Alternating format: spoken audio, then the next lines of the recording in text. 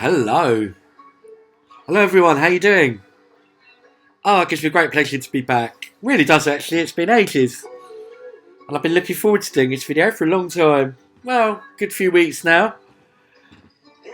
The summer turned into autumn.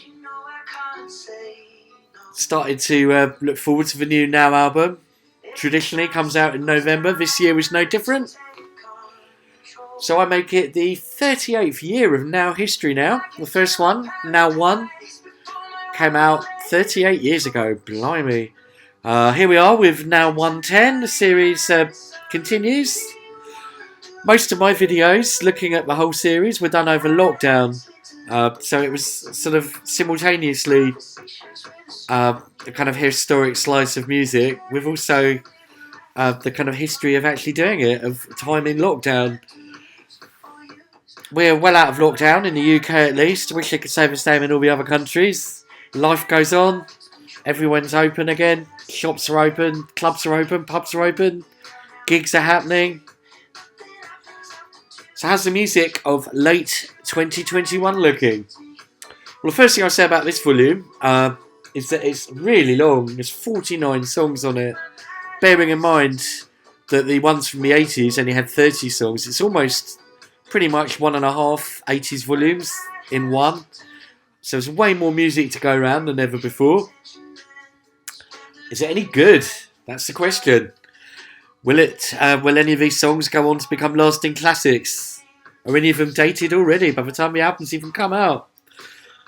Let's go through then, track by track. It's going to be a long video. I'm going to do it in 2 halves, I think. Disc by disc.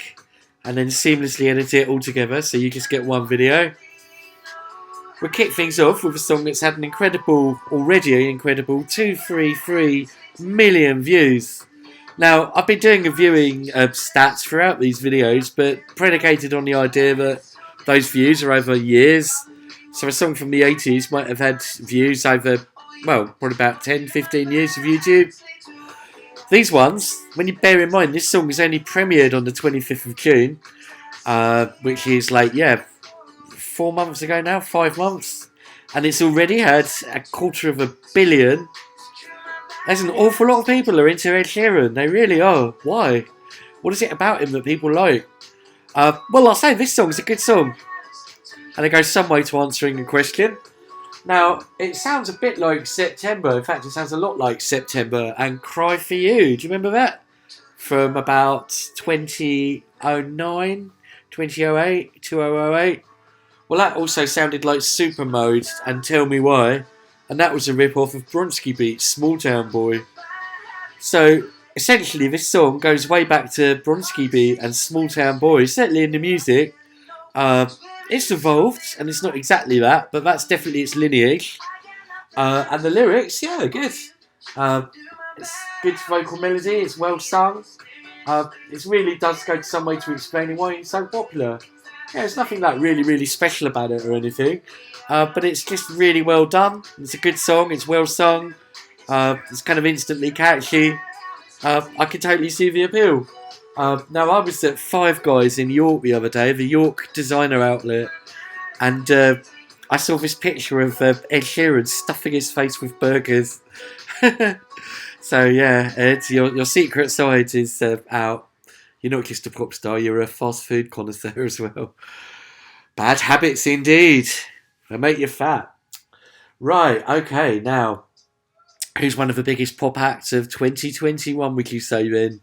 Who's managed to get, not quite as many as 232 million, but a bloody respectable 89 million views since August? Yup, it's Mr. Elton John. He's had a great year, really. Really has. He did that thing with Years and Years, It's a Sin. And here he is with Dua Lipa and Cold Heart, PNAU remix. So there's an awful lot going on here. It's basically Sacrifice. That's Elton's part. I don't know if he re-sang the vocals, or if it's just well-chosen samples from the original. A song that made Now 18, so even that's like 31 years ago. Scary to think that's actually nearer to when Elton started having records than the present. That's Sacrifice, these vocals here. And then any moment now, Dua's going to come in with a couple more Elton songs. Can you recognise them? Take it away. Rocket Man, which we had the one from the musical not that long ago, about 5 years ago. Someone Patel, wasn't it? Now, she also has a bit of Kiss the Bride, if I'm not mistaken. So it's a kind of melange of various Elton songs all put together. All songs about different topics and stuff. Well, Rocket Man's not exactly a love song, was it? And this one was about a couple getting married. Kiss the Bride. I think Sacrifice is about a man who is married having an affair. So there's a lot going on. It's kind of subdued and fairly down tempo. Despite kind of being dance music, it's got a good chunky beat to it. In a way, I actually prefer this to Original Sacrifice, yeah. I do wish they'd maybe put a bit of Victim of Love, just for jokes, on there. Victim of Love was Elton's ill-fated disco album. And it's not that bad, but it's certainly, it's not really seen as part of his essential canon, if you like. So that's Elton and Dua Lipa, and it's the best thing she's done for a long time. She took a while to really get good, Dua Lipa. But, you know, this is good. Good song. Right, much better than Coldplay. And I've been a big defender of Coldplay over the years, when no one else was. I was always sticking up for them, saying, no, they're good. But this duet with BTS, who are a Korean boy band, is pretty bad, really. The song's called My Universe. It's just very, very middle of the road, even more than normal, very pedestrian. It's got a kind of thin, skin-deep veneer of upliftingness, but it does feel very kind of superficial, like there's no real heart and soul there. Sounds like they knocked it off in a lunchtime, probably never even met, probably just did it over Zoom or something. And it's just nothing here, really. Doesn't even feel like a proper song. Have there been any Korean bands since Psy of Gangnam Style fame? So that's Coldplay and what is it? BTS. Now The Weeknd. He's someone who's had more than their fair share of great songs. Made Song of the Album with what's it called? What about These Tears? So many song names. Save Your Tears even. I'll stick it on because it's still good. This one, Take My Breath. It's still mired in the 80s synthwave sound. It's just not quite as good a song as Save Your Tears. Not quite as catchy, not quite as haunting. It still sounds like it's come straight off Now 5 or Now 4 even, in terms of production and drum programming. So it's still good and it's still sung incredibly well. Just not quite as good as what you come to expect, but not far from it. Next up, Little Mix. Now, is a song called TBC, or are they just confirming? No! It's called No. I thought it was a song called TBC for a moment. The Now thing needs to update itself. It's interesting, actually. They've already... it's like what I'm looking at here shows what they were going to have before it came out. So they just put to be confirmed. But they did go with No. And it is a bit of a no, really, to be honest. It's not great. It's just got very generic girl band vocals, and it's really unexceptional. The kind of meat and potatoes of a good melody is lacking, so you've got all these accoutrements of kind of production gimmicks, fancy noises and stuff. It's a bit of a racket. It's kind of glittered shit, really. A lot of glitter, but it is essentially a shit song. There's nothing to it. You can't sing it. Sorry, girls, no offence, but it's a racket. Not quite as bad as stinker of the album so far, and there's a few bad ones now. We've got Rain Radio and DJ Craig Gorman Talk About. It's really disgustingly annoying vocals, awful. And the beats are banging, but the tune's made unlistenable by the shockingly bad vocals. Lasted a minute. Now, way better vocals is Jonah Sue. And this has really good vocals. The song's called Black Magic, and it's kind of a club banger, really, yeah. I'd compare and contrast the vocals from Rain Radio and Jonah Sue, and you'll see what the difference is between shit vocals and good vocals. Interested in your opinion? Maybe I got it wrong. If I have, feel free to let me know in the comments. I must say as well, it's a shame you can't dislike these videos anymore. Believe it or not, I actually quite like seeing a dislikes. I mean, I clearly preferred the likes, and I'm happy to say I had way more likes than dislikes. But I think it is interesting to get a bit of feedback. And if people dislike a video, it's always nice to get comments as well why they dislike it. But you can't. Well, you can dislike these. I'm not going to go looking. Anyway, just thought I'd mention it. Right, we've got Jonah Corey and crew now. A few people on this one. And it is Out.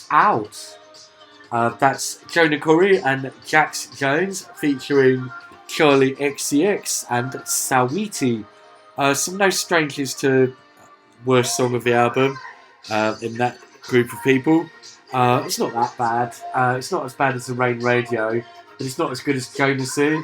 Good beats, but very, very forgettable. Quite literally, it won't be played. You won't hear it on the radio from January next year. I'll almost give you 50 quid if you hear it ever again after this year. There's probably 100 songs from the last 30 now that sound exactly the same, really. So that's Joel Corey and crew, Out. Now, Becky Hill and David Guetta. I've got to say, Becky Hill looks $1 million. I'm going to play the video just because I want to look at it. But we don't judge stuff on that here. We judge stuff on its musical merits. So, is it any good... Hello? Is it any good music? You've got to stay... You've got to stay objective. You can't be swayed by these things. So, objectivity. Well, I don't think it's as good as everything you've done, Becky, to be honest. I don't know why I'm talking to you. Are you watching this video? David Guetta doesn't really do a lot. I guess he does something. It's very jolly and happy with the pianos and stuff. When I first heard it, I thought it was a bit meh. But I've got to say, it does kind of worm its way in there. It's definitely a kind of happy, uplifting club song. Melodically, it's not brilliant. It's not the best thing you've done. But it is good. It is good, actually.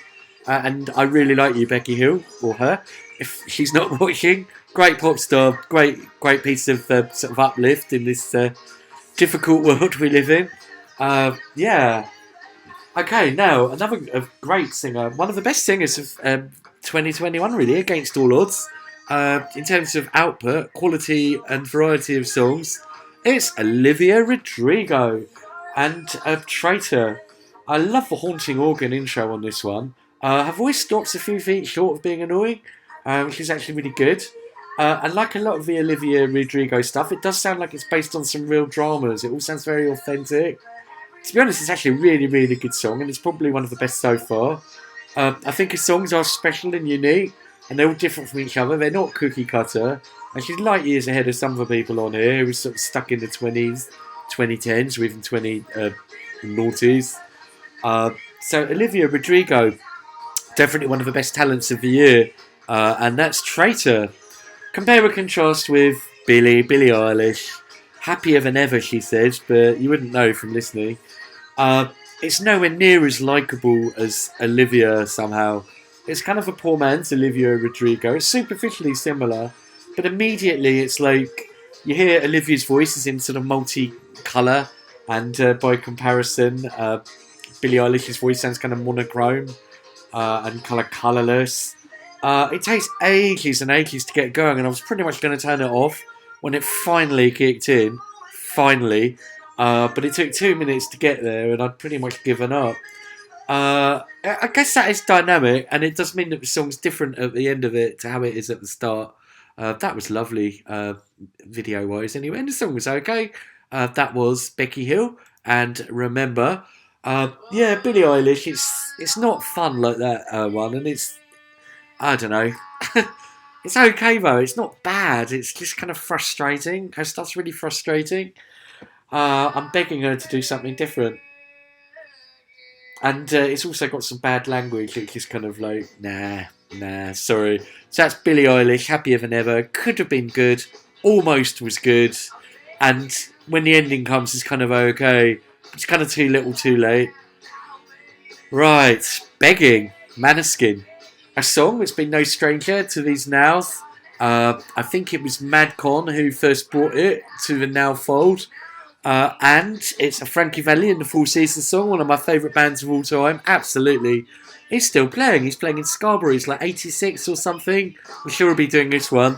And it's kind of weird to see Manskin doing a Frankie Valli song, but it just shows how timeless their music is. We had that, was it Surf Messer and ILY, I Love You Baby, a few nows ago. So yeah, there's a lot of demand for Frankie Valli and the Four Seasons music still. Fantastic. As for this cover, it's interesting. They've put their own spin on it. I'm not totally sure what to make of it. But it's got something. It's definitely kept true to the original song. I don't really know what kind of genre it is. It's kind of rocky-ish. But it's got a sort of easy listening thing as well. And of course the original song was kind of Northern Soul. So it's a big kind of cross-section of different genres. Yeah, it's good. Begging. Right, okay. We now have Dermot Kennedy. Now here's a song that's very Irish. It's one of the most Irish-sounding songs we've had for ages. It's called Better Days. Oh, it's not brilliant, but it's not bad. He sings it pretty well. You can definitely hear the kind of Irishness to it. It's kind of like a poor man's Rag and Bone Man, really. We'll come on to him shortly. It's fairly rousing, so that's alright. Tom Grennan. There's another one that's not bad. It's not great. Don't Break My Heart. It's got a big voice, and it's a rousing song, but it does feel very generic and kind of a bit formulaic in how the song's written. It doesn't really feel very original, but it's not bad, and I wouldn't switch it off, and it is well arranged and produced. So that one gets a pass. Unfortunately, Lizzo featuring Cardi B doesn't, and that's Rumours. It lasted 10 seconds. I just don't get it. Are there people in the world who actually talk like that?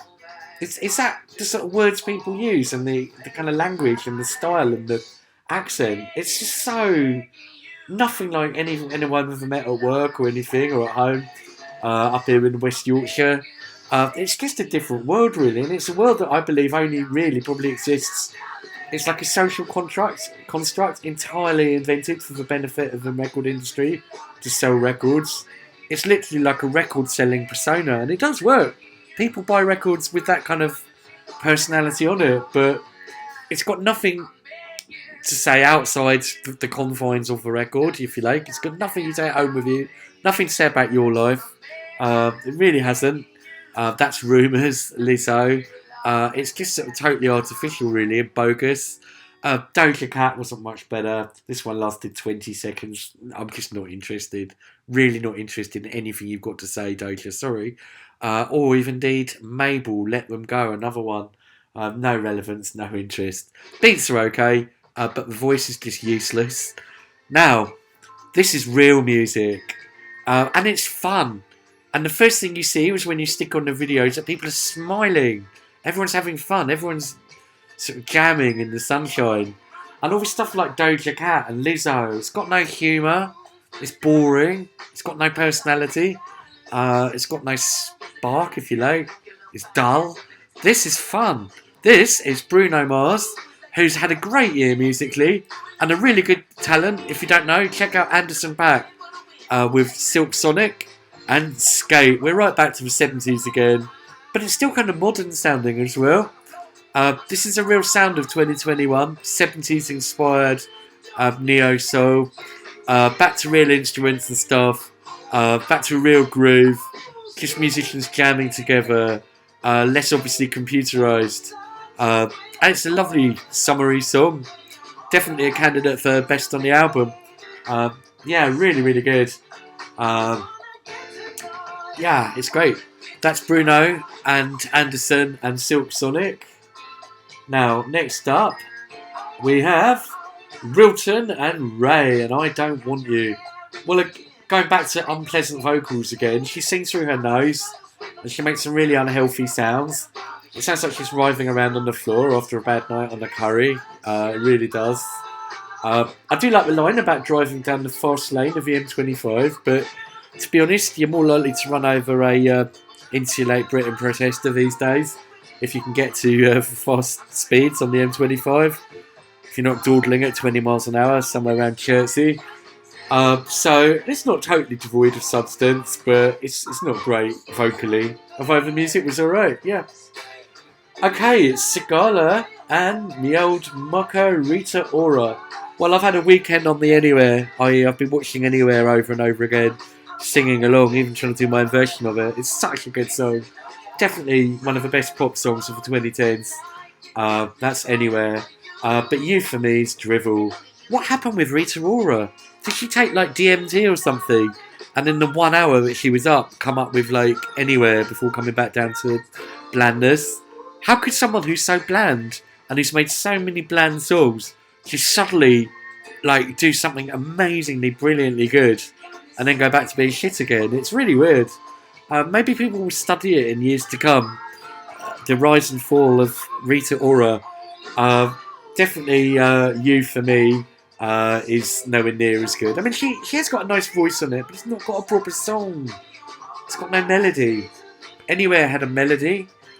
Clean Bandit and Topic featuring Wes Nelson and Drive. Now here's one that it took its time to kind of really build. I think I'm going to play it actually because it's a runner-up song of the album, or it's a contender anyway. We'll excuse all the wind turbines in the video. We'll draw a gloss over that because I guess it's got some kind of artistic meaning or whatever. But the song itself. It's interesting. It's a good driving song, and I always like driving songs.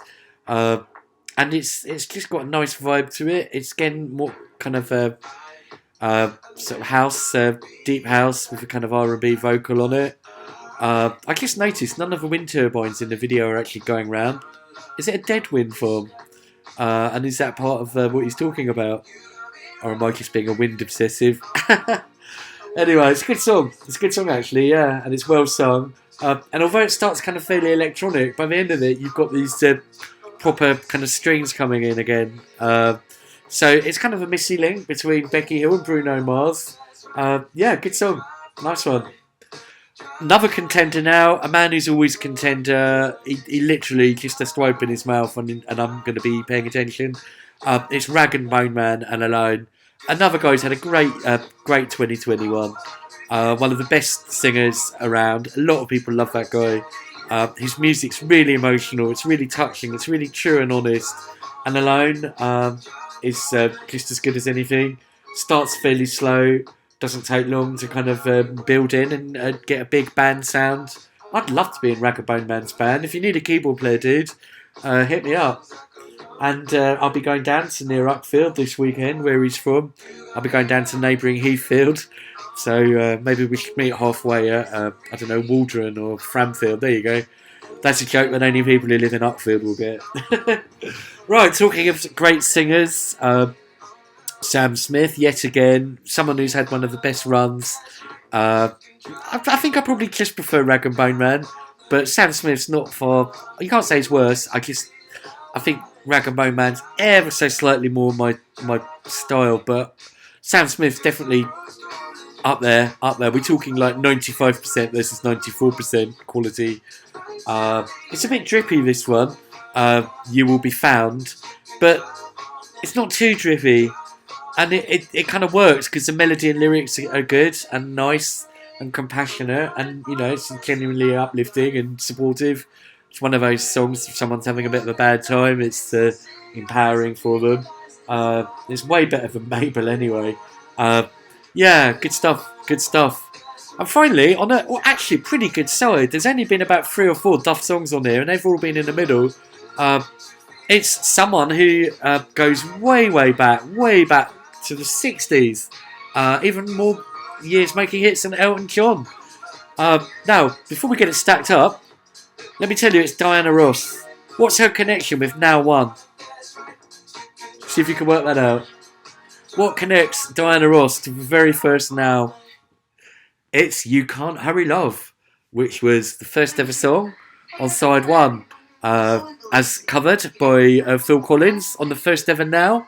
Originally sang by Diana Ross and her Supremes. Now, she wasn't very nice to the other Supremes, apparently. She was quite abusive to them and really hurtful. This song's very kind of pious in a way. It's about how great she is and everyone's beautiful. And she kind of is. And, that was 50 years ago. good energy. She kind of like used to bully her bandmates.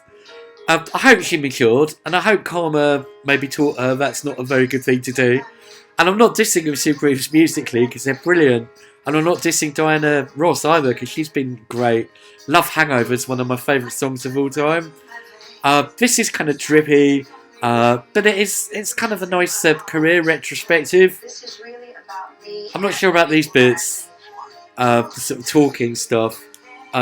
She's explaining the song, but surely the lyrics should do that themselves. And how can I talk over your song when you're talking over it, Diana?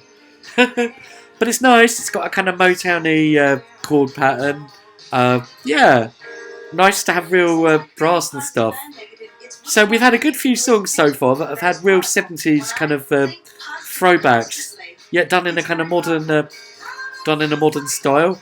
And the fact is, they do sound better than some of the stuff that's uber modern, like Doja Cat and what have you. That's the stuff that actually sounds tired.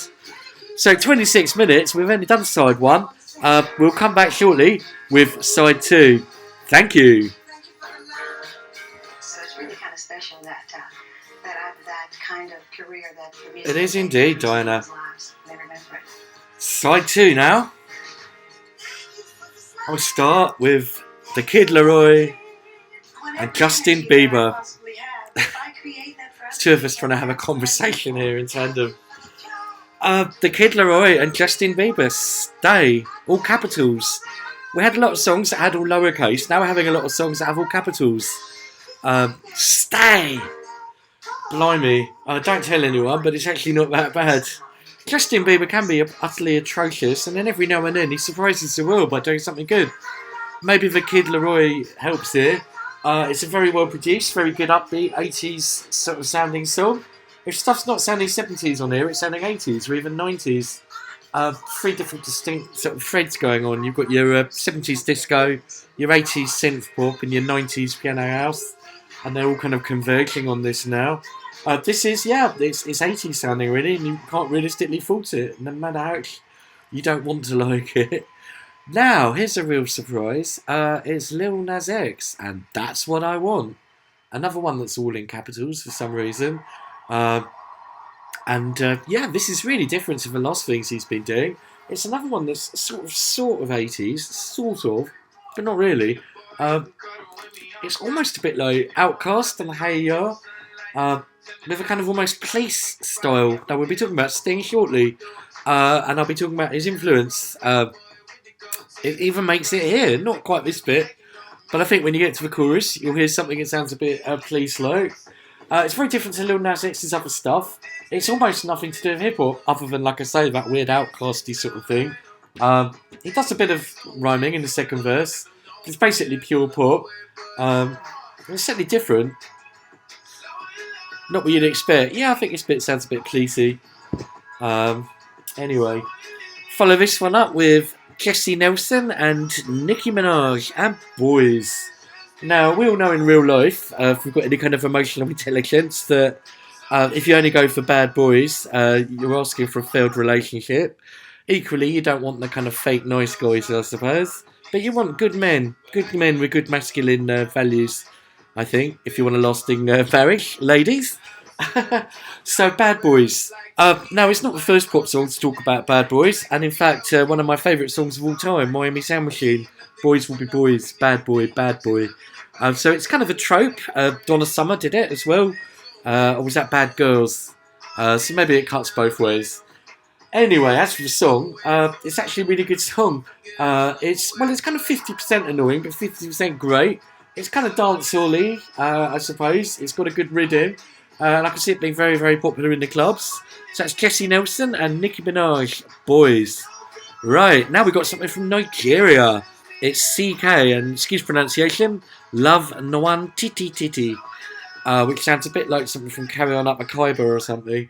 Obviously, Grandparents. It's actually a really, really nice song. It's really nice and gentle. It was actually originally released in 2019, and it's definitely kind of outside what I'd say the Anglo sphere.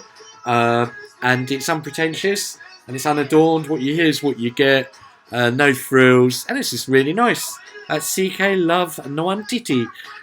Westlife. they're back with Starlight. And do you remember with Take That, I always used to say I'm not going to talk about them, they're just a boy band, nothing really to say. And it was always like that with Westlife. But then when they became, quote, men, unquote, then, you know, you have to listen with different ears. And I think Westlife have earned that. They've earned the right to be taken seriously as an adult pop group. And, yeah, it's not really my cup of tea, but I doff my cap to it. It's certainly big in scope. It's kind of Saturday night TV, writ large.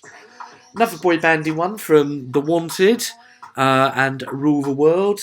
It's okay. It's very well executed. It's kind of got all the production tricks that you'd expect from a 2021 pop song. But above it all, it's got a decent melody. So that one gets a pass. Now, The Wanted weren't very good at first, so this is possibly one of their best ones. And I'm kind of surprised they're still here. They've probably been around a good 10 years by now.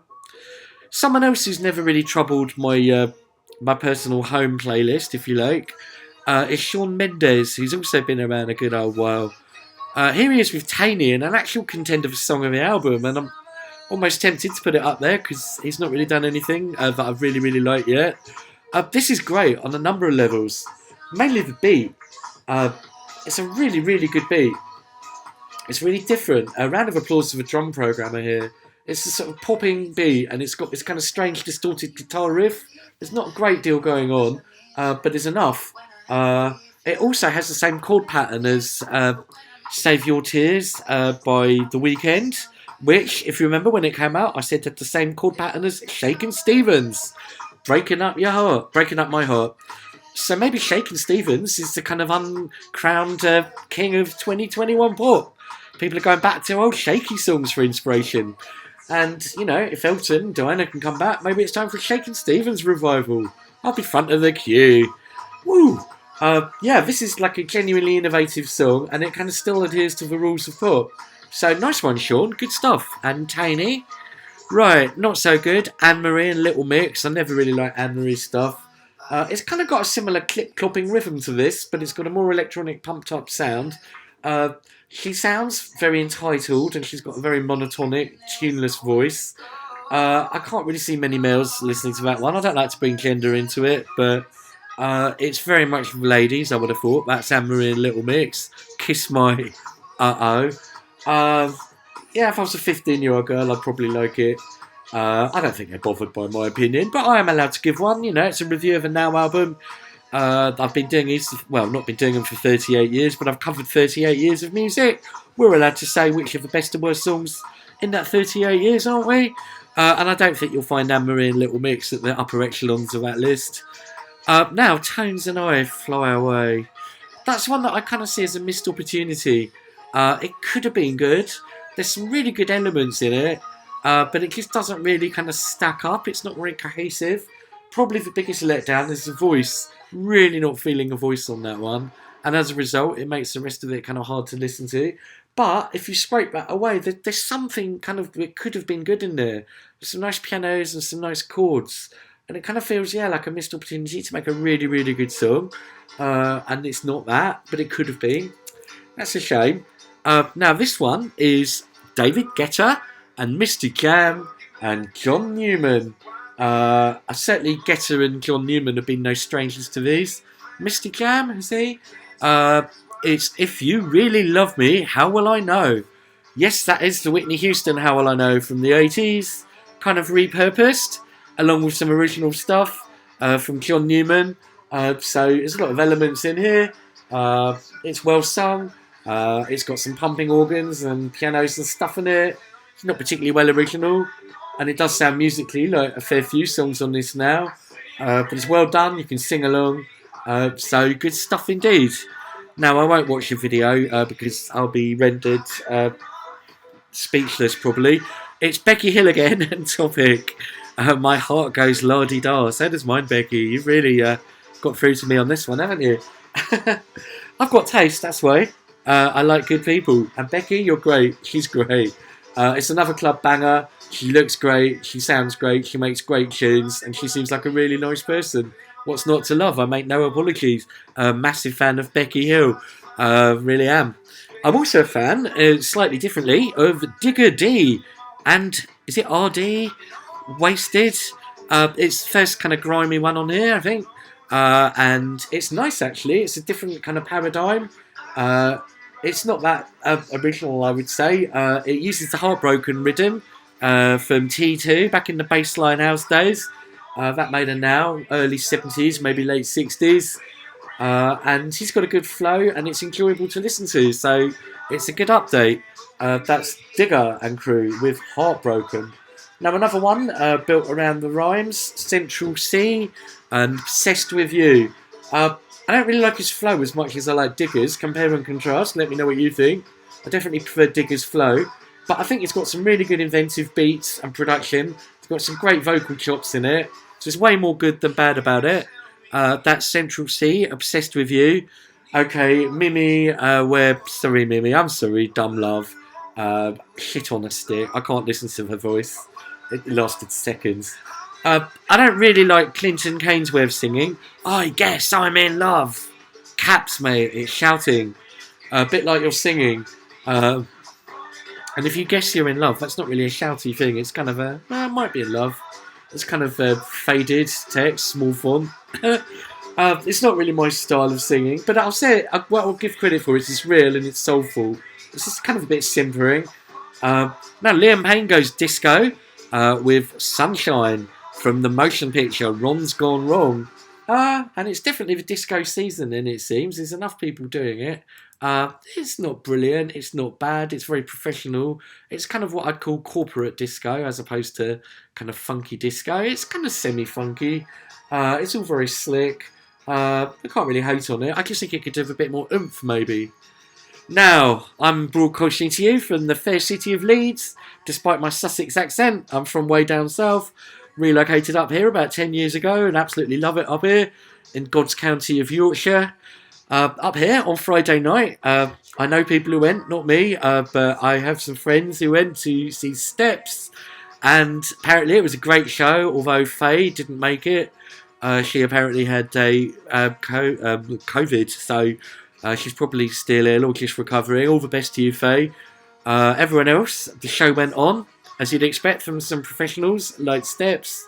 It's not really had that many views, really. Less than 1 million. When you think Ed Sheeran's had like 232 million, these guys have had 390,000. It's kind of a song that grows as it goes along. Clearly it's Steps, it's what you see is what you get. You're not going to get any grunge or any kind of death metal or anything. But that said, Steps have a lot of appeal outside the kind of pop box. I know a lot of people who like things like grunge and even EBM and stuff.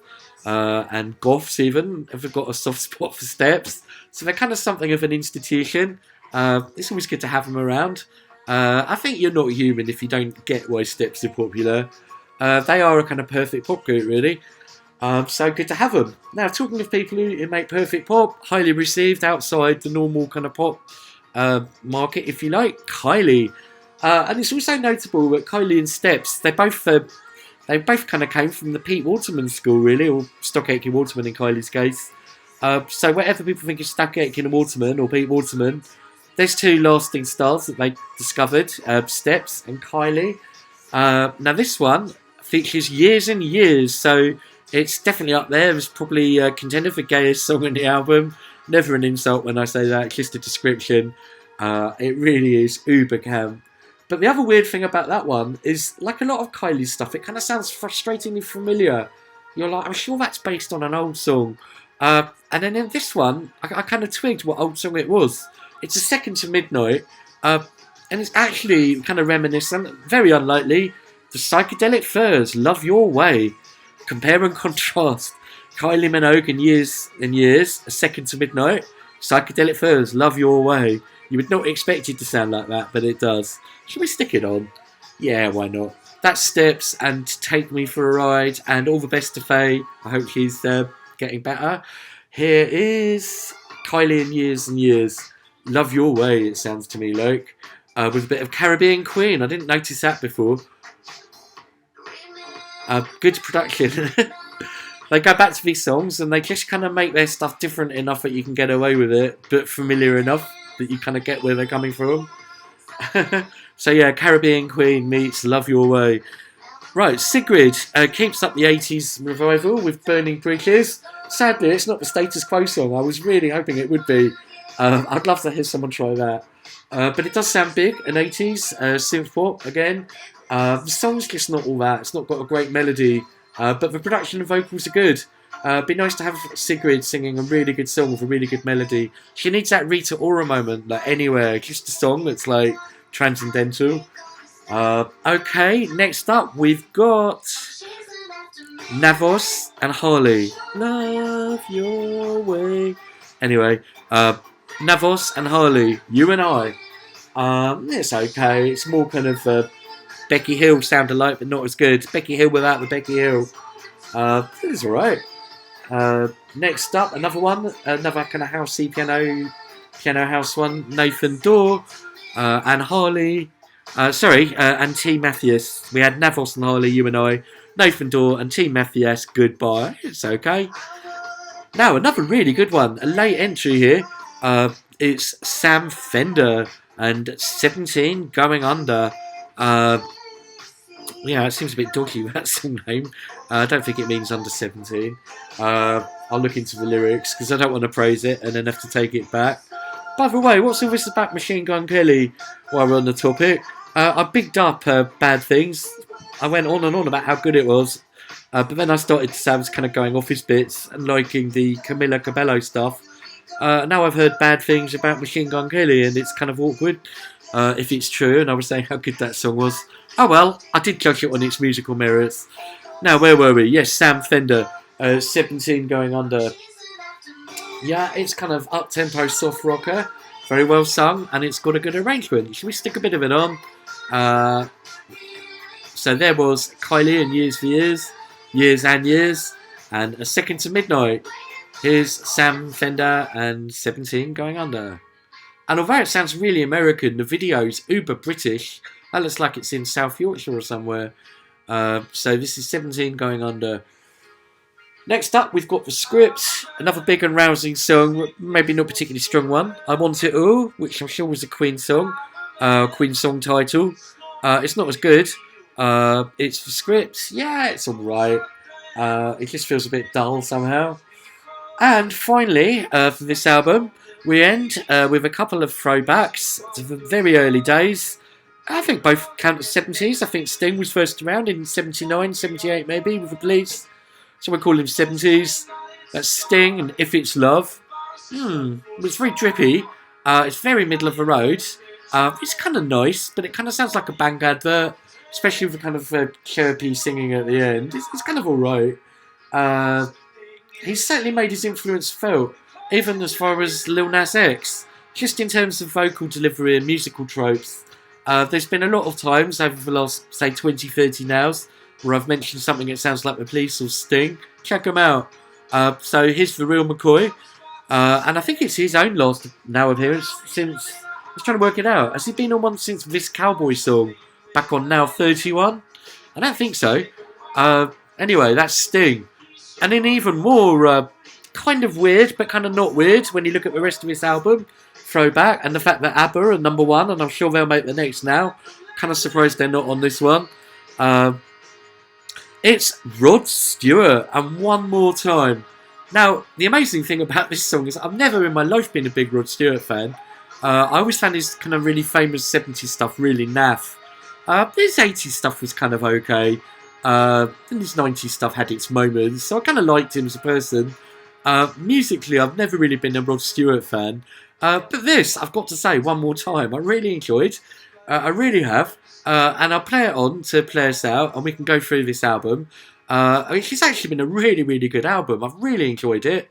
It's really exceeded expectations. There's really not been that many really bad songs on it. Only a few, really. There's been way more good than bad on it. And there's been some stunning sort of comebacks from kind of elderly people now. So maybe I'm not too old to do these. You do wonder, But certainly I don't think I'm too old to give a Rod Stewart review. One More Time. Not the Daft Punk song. So what can I say about this? Well, it starts kind of light. And you get this very, very light, almost dancey beat. You could sort of dance to it. But it's almost kind of country and bluegrass as well. You've got lots of elements of sort of country guitars and stuff. I just like his vocal delivery on it, and I love the bit where he goes, "Together we smashed it." I love that. It's just so upbeat and life affirming. And like the Becky Hill, the video's got its eye candy, let's say, but we're judging them on their musical merits. Yeah, it's good. It's exactly the best kind of thing Rod could be doing right now. And it makes me feel good and happy. It's a good feels song. And it's ended this now on a really good note. What a great album, actually. What a really, really good album. It starts well with one of the best Ed Sheeran songs that he's done for ages, if not ever. Bad Habits. You get an innovative Elton and duo collab, Cold Heart, which kind of mashes up lots of Elton songs, but does it in a really good way. Alright, Coldplay and BTS isn't great. The Weeknd's always good, with Take My Breath's as good as everything. Maybe not quite as good as Save Your Tears, but pretty good. Then you get a few that are not great. Jonah Sue, Black Magic was quite interesting. Becky Hill and David Guetta grew on me. The Becky Hill element's always good. The music, it's alright. Olivia Rodrigo, Traitor, is very good. Billie Eilish, Happier Than Ever, could have been good, was almost good, but not really. Begging, Manskin's a really interesting cover. I mean, it's nowhere near as good as the Frankie Valli one, and probably not as good as the Madlib one, but it's still good, and still brings something new to the party. Then there's a run of ones that really weren't very good. Then we had the excellent Bruno Mars, Anderson .Paak and Silk Sonic, Skate. Then another couple that weren't all that. Very, very good indeed was Clean Bandit and Topic featuring Wes Nelson, Drive. Awesome Rag and Bone Man, Alone, and the awesome Sam Smith. Did I say that Summer Walker was also involved in that? If not, that's Sam Smith and Summer Walker. You Will Be Found, that's nice. And a really nice one from Diana Ross, without the talking bits that plaster the video. Thank You, which is interesting. Then on side 2, a surprisingly good one from the Kid Laroi and Justin Bieber, Stay. Good one from Lil Nas X, That's What I Want. Jessie Nelson and Nicki Minaj, boys, not too bad. Love One Titty was really good. Then a couple of very, very good one from Shawn Mendes and Taney. Really good, actually. Adequate, Anne-Marie, Let Down by the Vocals, maybe. Little mix. Ditto, Let Down by the Vocals, Tones and I. How Will I Know, If You Really Love Me, David Guetta and Newman and Mr. Jam's pretty good. Becky Hill and Topics, really good. Digger D and RD, Wasted was good. Central C was okay. Didn't like Mimi Webb. Clinton Kane was meh. Steps and Kylie and Years and Years made good pop stuff. Sigrid Burning Biggies is pretty good. Sam Fender was really good. 17 Going Under. And Sting was adequate. This Rod one, it's cheesy and stuff, but it's fun. It's Rod. It's got a feel-good factor, and it's got some nice dancing in the video, let's say. So there we go, guys. We made it through to the end of 2021, and certainly the end of this volume. I've really enjoyed it. I'll absolutely be back next time for 111. I can't wait. It'll probably be a few months away yet. As always, let me know what you think in the comments. Probably my longest video to date, and it is the longest one so far. So yeah, there we go. Now 110. Good stuff indeed. See you later, everyone.